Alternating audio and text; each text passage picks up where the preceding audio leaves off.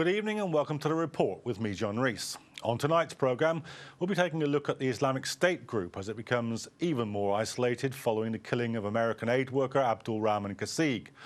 And we also look at the United Arab Emirates' new terror list, which includes a number of international organisations, including British charity Islamic Relief. But first, the family of a Palestinian bus driver have denied Israeli reports that he committed suicide. The 32-year-old was found hanged inside his vehicle earlier today. Sadiya Chowdhury has the details. Youth burn tyres next to a wall that Israel has built through the occupied West Bank. For them, this concrete structure is more than a barrier to neighbouring villages and families. It's an obstacle to peace, and for many, it obstructs the truth. Yusuf al-Ramouni, the bus driver found hanged this morning, lived with his family on the inside of the wall in a village called Abu Dis. Today, following news of his death, Palestinian youth attempted to break the wall using whatever simple tools they could. They deny Israeli suggestions that Yusuf committed suicide, instead blaming Israeli attackers for killing him and fueling tension in an already deeply divided city. The 32-year-old driver was found dead at the start of the route, which he was supposed to have driven late last night. His vehicle was found in an area of Jerusalem that is close to both Israeli settlements and Palestinian neighbourhoods. The Israeli police say there's no indication of foul play, but Yusuf's father says his son was a loving father of two young children who had no reason to end his own life. يعني العلامات اللي في جسمه لا تدل على إنسان بده ينتحر. بعدين ابن الحمد لله يعني ما بشكي ولا عنده أي مشكلة في حياته اللي توصله إنه بده ينتحر يعني. Yusuf's family want answers, saying his body shows marks that he'd been beaten up before being killed. While Israeli police have confirmed an autopsy is to be carried out, there has been no agreement reached on the Ramouni family's request that a Palestinian pathologist be present. The death comes at a time of heightened tension across Israel, the occupied West Bank and Jerusalem, where over the last few weeks there have been almost daily clashes between Israeli police and Palestinian protesters in the predominantly Arab eastern side of the city. Well, with me to discuss this is Ismail Patel, chair of Friends of Al Aqsa, and Paul Usiskin, who's a writer and commentator on Middle Eastern affairs. Welcome to the programme, both of you. Paul, the autopsy report now says that there's no signs of foul play, but yet there's been no accession of a Palestinian doctor to the corpse either. What do you make of this latest incident? Firstly, it's very difficult to actually determine whether an autopsy has been carried out. Your own report before this said that that would happen in the next couple of days. Israel Radio reported an hour ago that the driver was in fact a driver for an Israeli bus company, the Israeli bus company Eged, and that there were, according to those sources, and the source quoted is the Israel police spokesman Mickey Rosenfeld, there were no signs of violence on this poor man's body. I think the problem is what the autopsy will show, when the autopsy will be carried out. And I don't know what pressure the Palestinians, the family of this poor guy in particular, can bring to bear so that a Palestinian pathologist can be involved in the autopsy. Until that exists, until a report is done and it's available for public scrutiny, we really are in a bit of a mess over this. Yeah, the reason I mentioned that is we saw reports just before we came on air that there had been an autopsy report, but if you're not getting those, perhaps they're not the case. I mean, it shows how carefully there has to be the process has to be dealt with here, doesn't it? That you can't trust an autopsy, or the family won't trust an autopsy report. Well, in the climate that currently exists in Jerusalem, it's hardly surprising that the family wouldn't trust an Israeli pathology report.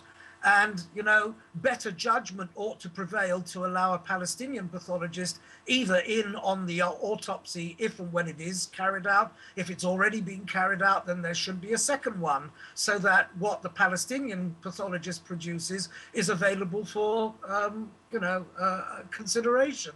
Until then, I'm afraid the clouds of serious doubt over what's happened are going to prevail. I mean, as ever in these cases, it's perception that's at least 50% of the question here, and the response of some Palestinian youths speaks to exactly the kind of very divided situation that you've described, doesn't it?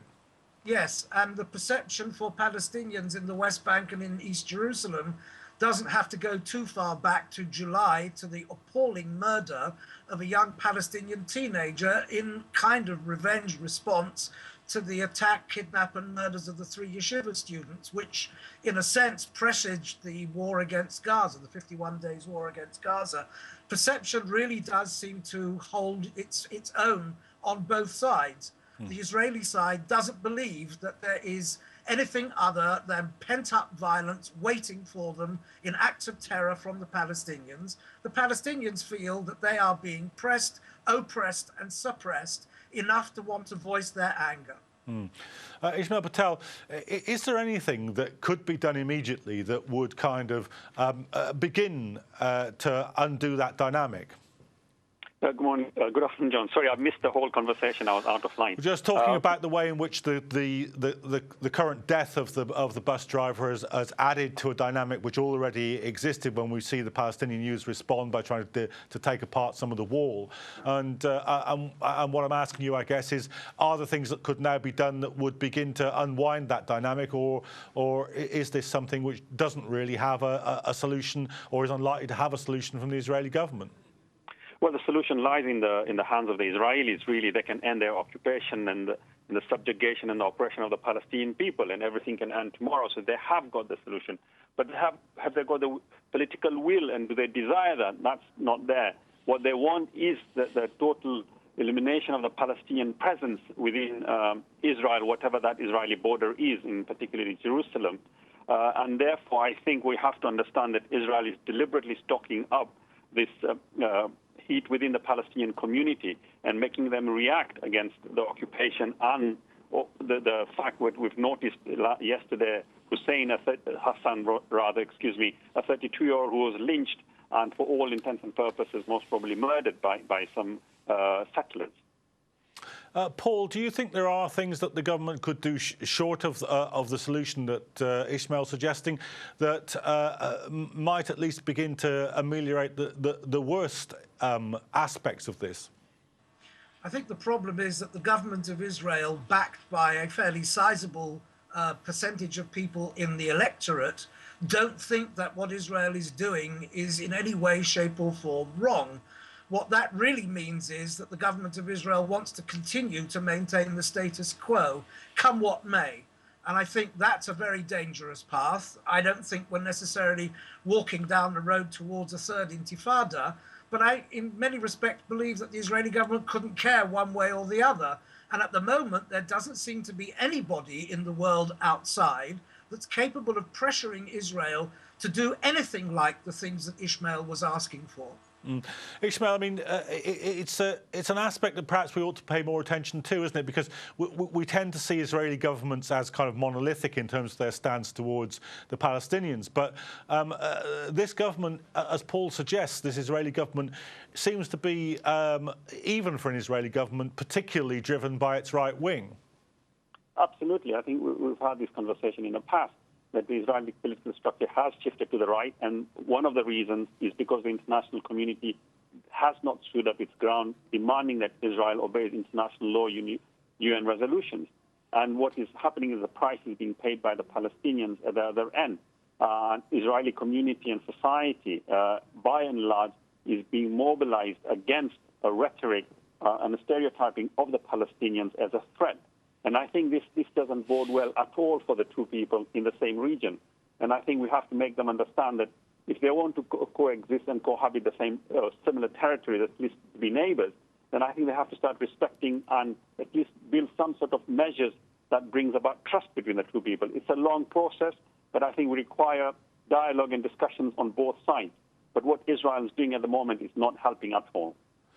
Paul, do you think that what is going to happen? You said you don't think that we're on the road to a third intifada, but in some ways, less produced that effect. You know, when we talk about Ariel Sharon's visit to Al Aqsa before, that produced that effect. You might argue that the situation is if anything, more serious now. In some respects it is, John, but in other respects, I'm not sure that the groundwork exists for a third intifada, mostly because all of the sides to the dispute, to the conflict, have their own political parameters that they need to fulfill, and a breakout of mass violence by Palestinians is really not something that would serve any of them. What actually needs to happen is a change in Israeli public opinion. Until that happens, there won't be a change in government, there won't be a move toward negotiations, and there won't be what Ismail was calling a long-term recognition of each other's narrative, leading to a different way of living next to each other. OK, Paul Usiskin, Ismail Patel, thanks very much for that. Well, over the weekend, our London reporter, Ayman El-Rifai, went down to Downing Street to take a look at a protest against raids by the Israeli forces into the Al Aqsa compound. Protesters gathered outside Downing Street on Saturday, calling for an end to what was termed the destruction of Jerusalem. The protest called for people to make a stand against ethnic cleansing and Judaization of Jerusalem and attacks, closure and planned division of Masjid Al Aqsa, amongst other things. I've been talking to my friends and family back home, and they've been saying the situation is even worse than the summer, which I was there in the summer, and it was a horrible time. Anyway, everybody is saying it is a third intifada. It's just taking a different form. It just shows how bad the situation is right now in Jerusalem, and it's not going to go anywhere better than this.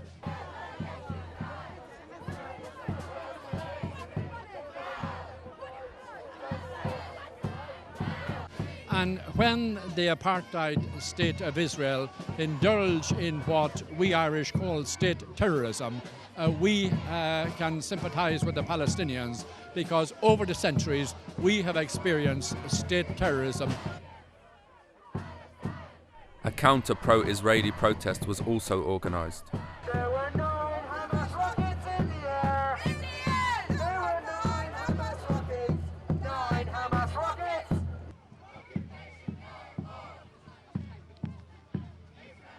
We are here protesting opposite the Downing Street to tell the Prime Minister that we are angry of the silence of the British government, of the British political movement is not taking any step towards what's going on in Masjid Al Aqsa.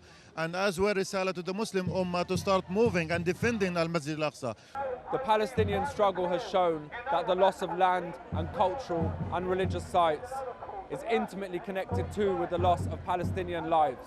As such, the recent encroachments on the Aqsa compound by Israel can only be seen as a most worrying foreshadowing of what lies ahead. Ayman El-Rifai, The Report.